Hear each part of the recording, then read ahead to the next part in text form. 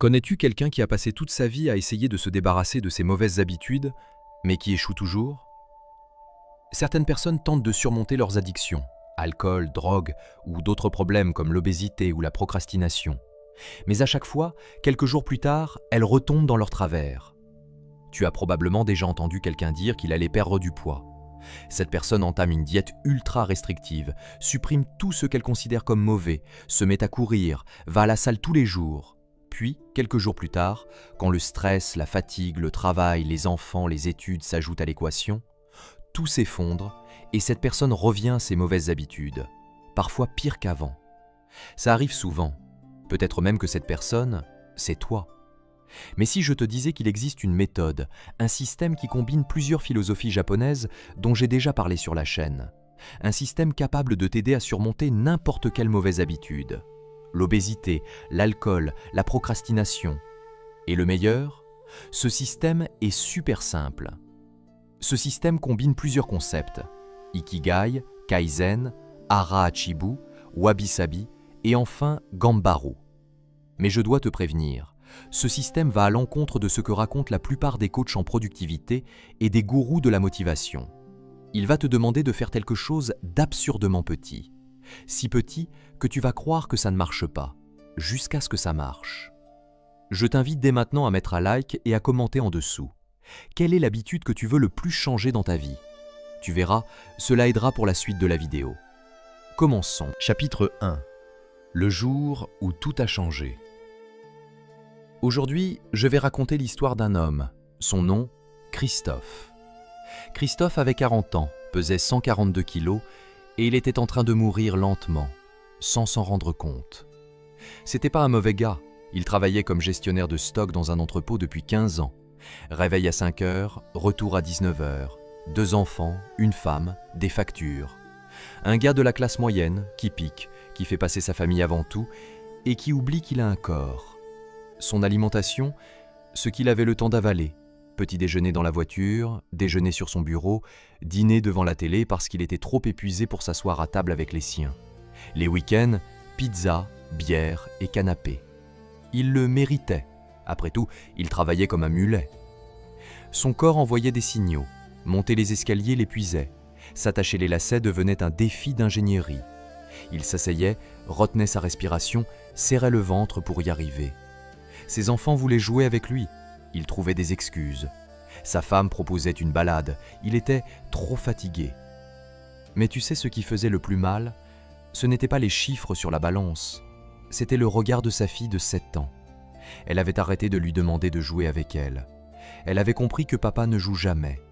Et Christophe voyait ça. Il le sentait. Et pourtant, il ne faisait rien. Parce qu'il avait déjà essayé de changer. 3 fois salle de sport.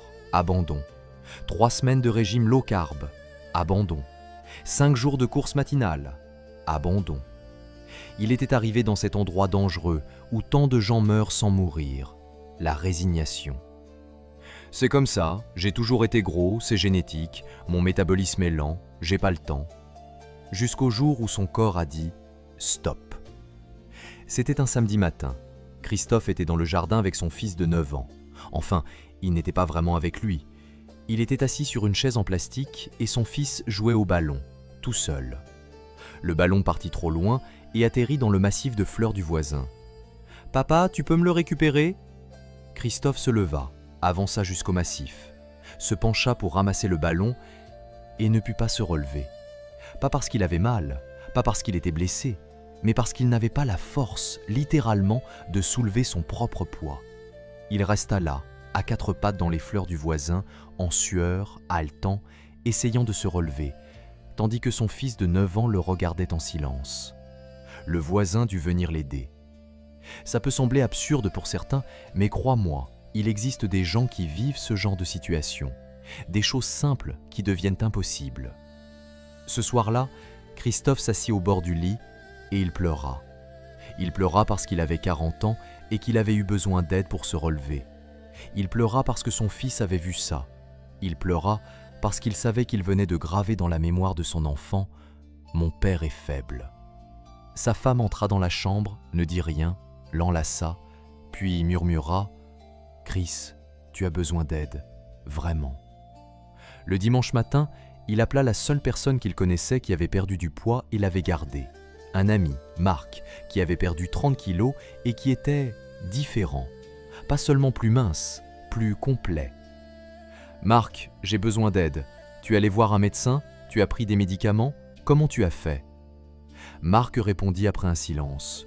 « Oui, j'ai vu un médecin, mais pas celui que tu crois. Il ne m'a pas donné des médicaments. Il m'a donné une philosophie. » « Une philosophie ne fait pas perdre du poids, Marc. »« Chris, tu te trompes. » Chapitre 2. Le médecin japonais. Le mardi suivant, Christophe se retrouva dans un cabinet médical qui ne ressemblait pas à un cabinet. Pas d'affiche d'anatomie, pas d'odeur d'hôpital. Juste une table en bois, 2 chaises et une grande fenêtre donnant sur un jardin zen. Le docteur Takeshi Yamamoto entra. Environ 65 ans, mince, posture droite, geste calme. Il ressemblait plus à un moine qu'à un médecin. « Christophe, dites-moi ce qui vous amène. » Christophe raconta tout. Le poids, la fatigue, les enfants, la honte, l'histoire du jardin du voisin. Il s'attendait à entendre parler de régime, de sport, de prise de sang. Mais le docteur Yamamoto ne toucha ni son ordinateur, ni son bloc.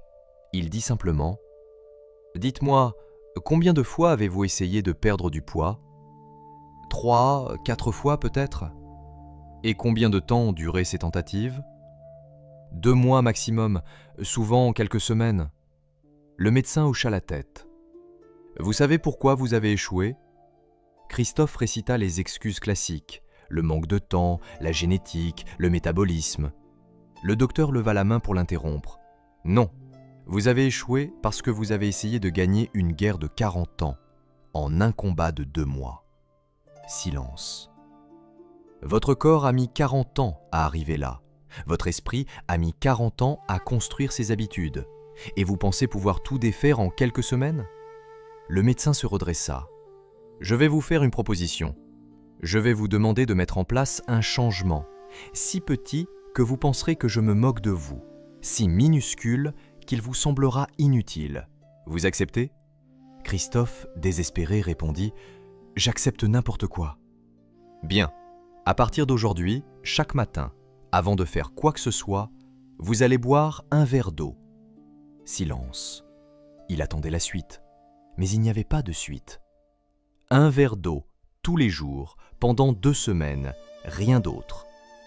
Rien d'autre ? Rien.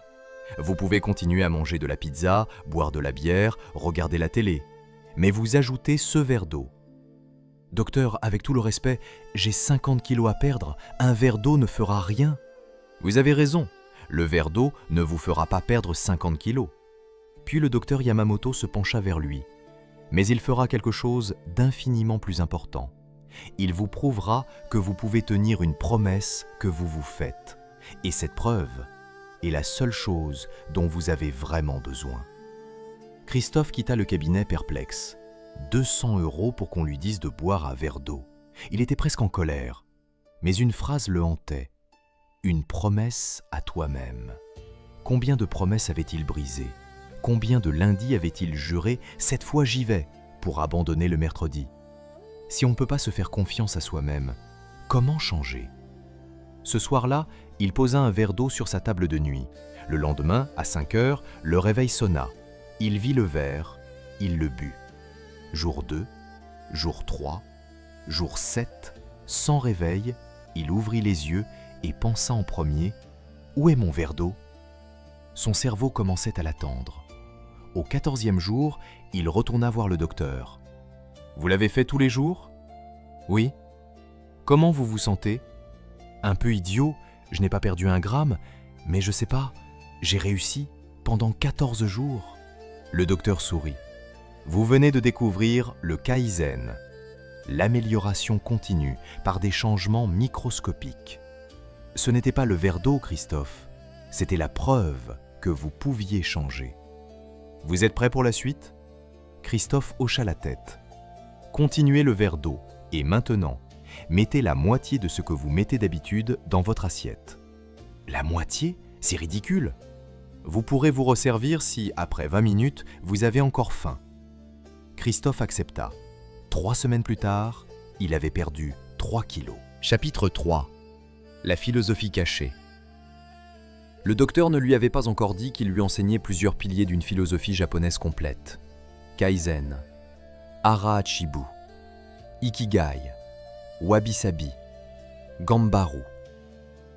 La première semaine avec une demi-assiette fut difficile. Sa tête criait « Encore !» Mais après 20 minutes, la faim avait disparu.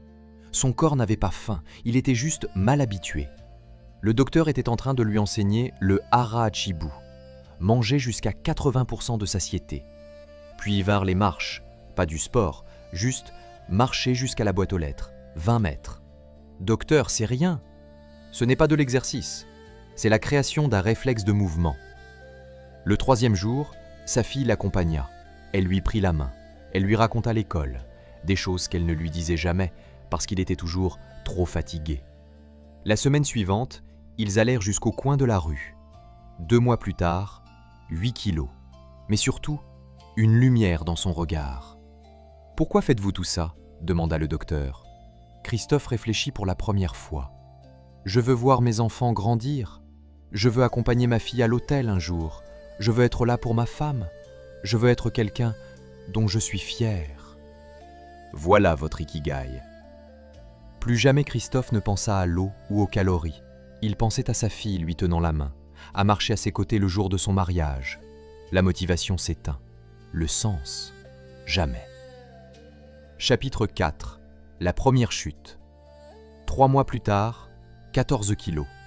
Puis vint Thanksgiving, la grosse bouffe, la pression sociale, les commentaires. « C'est bon, fais une pause, c'est la fête !»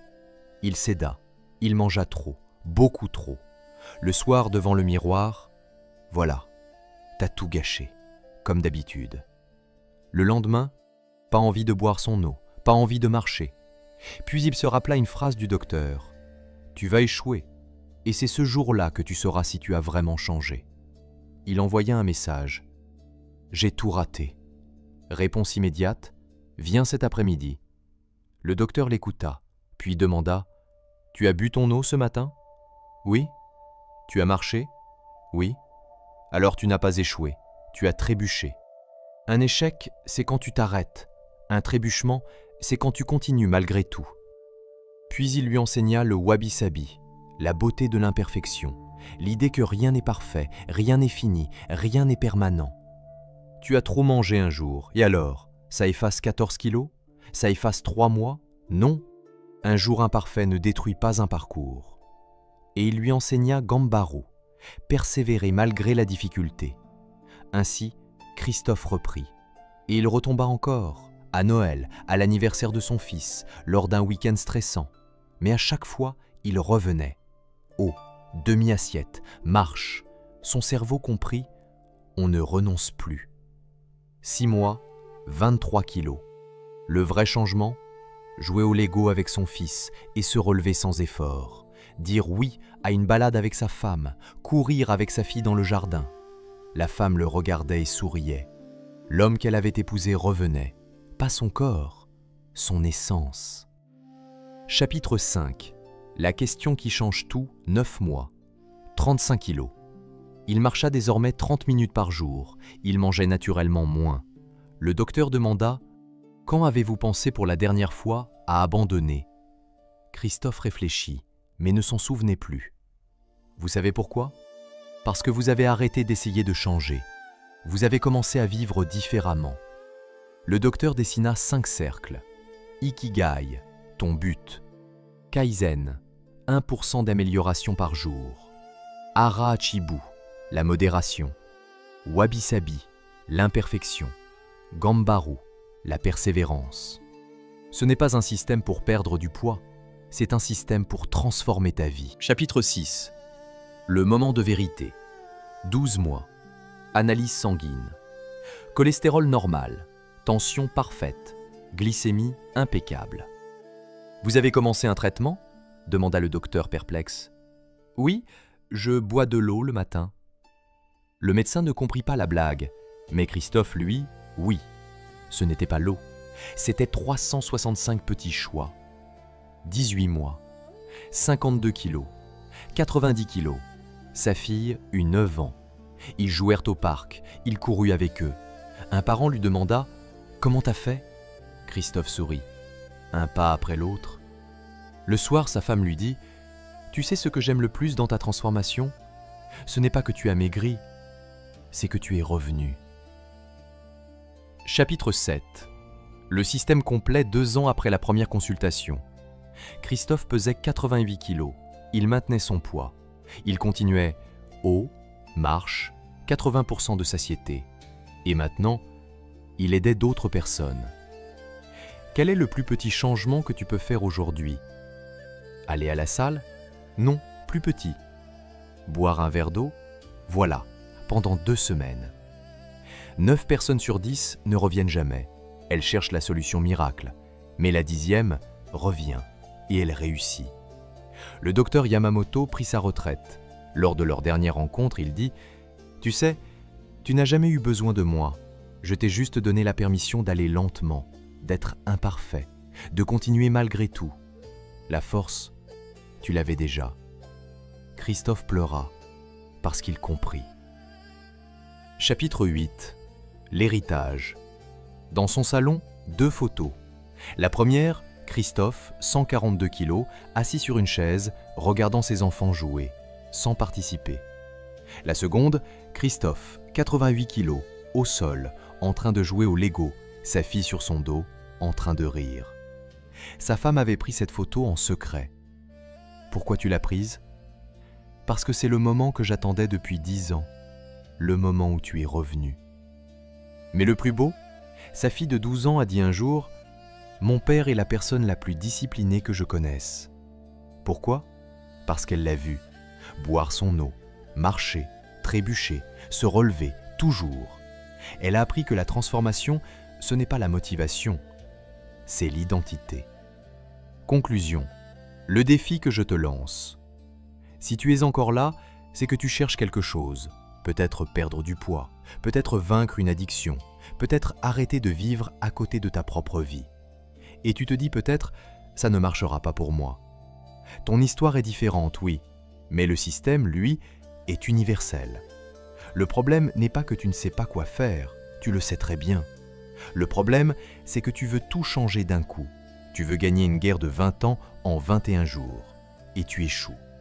Et tu confirmes ton identité. Je suis quelqu'un qui n'y arrive pas. Mais c'est faux. Tu utilises juste le mauvais système. La méthode japonaise n'est pas une méthode de transformation rapide, c'est une méthode de transformation permanente. Tu n'as pas besoin de 30 jours, tu as besoin de 30 ans de constance. Alors je te pose la même question que le docteur Yamamoto posa à Christophe. Quel est le plus petit changement que tu peux mettre en place aujourd'hui ? Un verre d'eau ? 1 minute de marche ? Une page lue ? 5 pompes ? 1 minute de respiration ? Mais si petit que ton cerveau ne peut pas trouver d'excuses.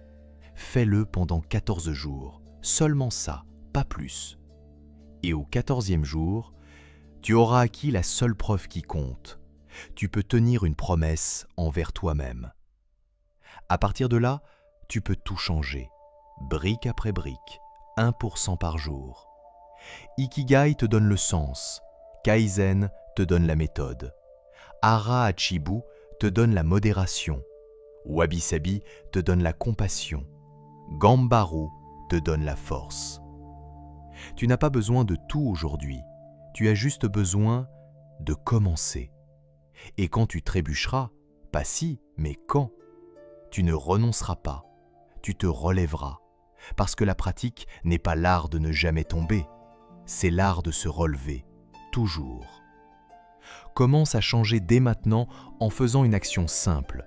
Écris en commentaire sous cette vidéo quel est le plus petit changement que tu vas faire demain matin. Je lirai chaque commentaire et dans 2 semaines, je reviendrai voir qui a tenu bon, qui a bu son verre d'eau, qui a fait ses 5 pompes, qui a fait le premier pas vers la personne qu'il veut devenir. Tu n'as pas besoin d'être parfait, tu dois juste commencer. Merci infiniment pour ton attention. Si tu es encore là, c'est que tu es vraiment prêt pour ta transformation. Mets un like sur cette vidéo, abonne-toi et je t'attends dans l'espace commentaire.